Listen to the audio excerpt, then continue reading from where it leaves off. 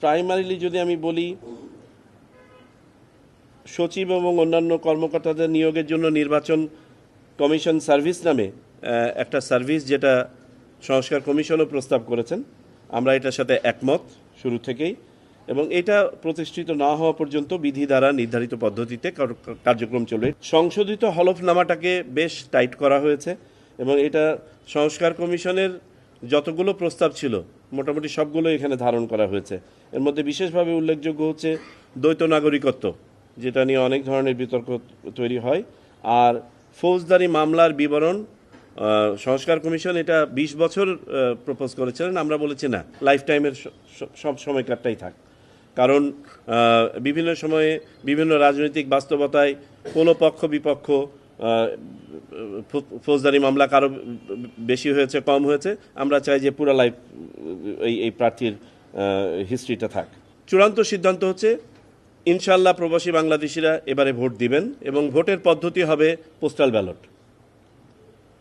Postal ব্যালটে যে সীমাবদ্ধতা ছিল সেই সীমাবদ্ধতা কাটানোর জন্য এখন এই পোস্টাল ব্যালট পদ্ধতিটা হবে আইটি সাপোর্টেড পোস্টাল ব্যালট, তথা আগে যেটা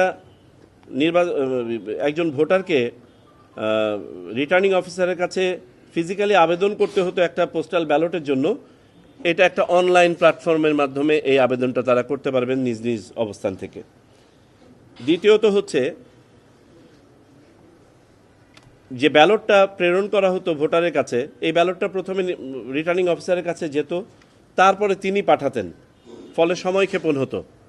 আমরা নীতিগত সিদ্ধান্ত নিয়েছি যে এই ব্যালটটা ছাপানোর পরে এইখানেই সহকারী রিটার্নিং অফিসার বা কোনো একজনের উপস্থিতিতে বা বিশেষ অ্যারেঞ্জমেন্টে এখান থেকেই ওই সময়টা বাঁচিয়ে ব্যালট পেপার প্রিন্ট হওয়ার সাথে সাথে পাঠিয়ে দেওয়া।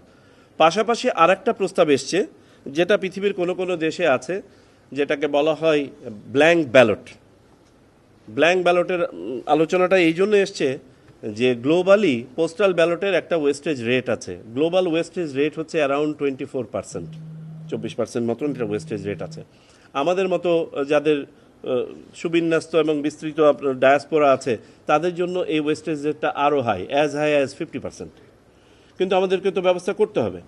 সো আমরা যেহেতু পোস্টাল ব্যালটের সিদ্ধান্ত নিয়েছি, এখানে আর একটা প্রস্তাব এসছে যে ব্ল্যাঙ্ক ব্যালটে যেখানে কিছুই থাকে না, আপনার পুরো একটা ফাঁকা ব্যালট যায়, একজন ভোটার তার প্রার্থীর নাম লিখে পাঠিয়ে দেন হয়তোবা।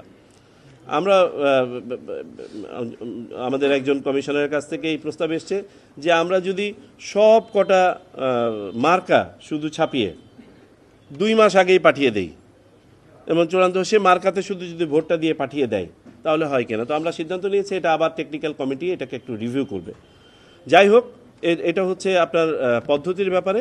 তবে আমরা একটা ডিপিপি ইতোমধ্যে যেটা তৈরি প্রক্রিয়াধীন, এই ডিপিপির মাধ্যমে ইনশাল্লাহ আমরা আগামীর এই প্রকল্পটা বাস্তবায়ন করব। নেক্সট হচ্ছে আমাদের বাদ পড়া ভোটারদের তালিকা। আমরা যে বাড়ি বাড়ি গিয়ে হালনাগাদ করেছি, আপনারা জানেন, বাড়ি বাড়ি গিয়ে হালনাগাদ কার্যক্রমে আমাদের 44 লক্ষ, আজ পর্যন্ত 44,66,602 জন বাদ পড়া ভোটার আমরা পেয়েছি যারা নিবন্ধন করেছেন নতুনভাবে। আর তালিকার মধ্যে মৃত ভোটার পেয়েছি আমরা, বাদ পড়েছে 21,32,590 জন। এই অনুযায়ী এই 44,66,000-এর একটা সম্পূরক তালিকা অতি শীঘ্রই, quite possibly by next week, এটা পাবলিশ হবে। হওয়ার পরে এটার উপরে যদি কোনো ওজোর আপত্তি থাকে সেটা নিষ্পত্তি করে আমাদের জুলাইয়ের শেষ বা অগাস্টের শুরু নাগাদ চূড়ান্ত ভোটার তালিকাতে এনারা ঢুকে যাবেন। আপনারা জানেন যে রাজনৈতিক ঐক্যমত এবং সংস্কার কমিশনের সুপারিশ উভয় ক্ষেত্রেই ইভিএমের পক্ষে কোনো মত এই মুহূর্তে নাই। আমরা শুরুতেই সিদ্ধান্ত নিয়েছিলাম যে জাতীয় নির্বাচনে ইভিএম ব্যবহার হবে না।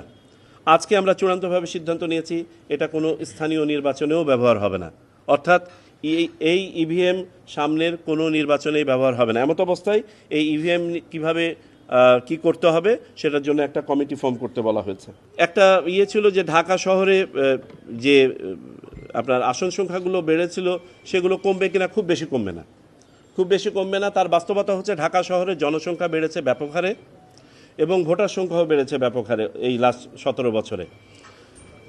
আমাদের ন্যাশনাল অ্যাভারেজ হচ্ছে ভোটারের এই মুহূর্তে 4,18,000 থেকে 4,22,000। আমি বারবার ভোটার সংখ্যা বলছি, একটা কারণ আছে।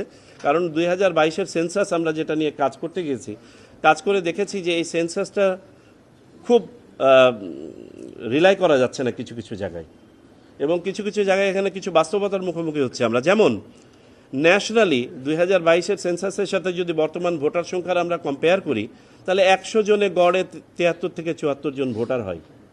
কিন্তু ঢাকা শহরে দেখা যাচ্ছে 100 জনে মাত্র 55 জন ভোটার। গাজীপুর শহরে দেখা যাচ্ছে 100 জনে মাত্র 51 জন ভোটার। অর্থাৎ আমরা যদি জনসংখ্যা ধরে যদি ডিস্ট্রিবিউট করি, তাহলে এইসব জায়গাতে আরও কেটে নিয়ে আসতে হবে বাইরে এবং আসন দিতে হবে এখানে। বাট বাস্তবতা হচ্ছে এইখানে যাদেরকে আমরা জনসংখ্যা দেখছি তারা ফ্লোটিং জনসংখ্যা, তারা এই জেলার লোক নন। এমত অবস্থায় আমরা সিদ্ধান্ত নিয়েছি যে ডাটাটা আমাদের কাছে সবচেয়ে বেশি রিলায়েবল সেটা হচ্ছে ভোটার তালিকা। 98-99% অ্যাকুরেট একটা তালিকা, এবং এটাও জনসংখ্যারই একটা বাই প্রোডাক্ট। সুতরাং এটাকে আমরা প্রায়োরিটি দিয়ে জনসংখ্যাটাকেও বিবেচনায় নিয়ে আমরা করার চেষ্টা করছি। তো যেটা বলছিলাম যে ঢাকা শহরে আপনার বর্তমানে আসন প্রতি অ্যাভারেজ হচ্ছে 4,22,000 বর্তমানে, আর ন্যাশনাল অ্যাভারেজ হচ্ছে 4,18,000 থেকে 20,000। যদিও বা সংস্কার কমিশনের একটা প্রস্তাব আছে যে মেট্রোপলিটন এলাকাগুলোতে এই ভেরিয়েশনটা একটু বেশি হতে পারে, আপ টু 25% ওনারা এক জায়গাতে সাজেস্ট করেছেন। তো আমরা এই টেকনিক্যালিটিগুলোটা আরেকবার দেখার জন্য আমরা টেকনিক্যাল কমিটির কাছে রেফার করেছি। আশা করি আগামী সপ্তাহ নাগাদ আমরা পেয়ে যাব।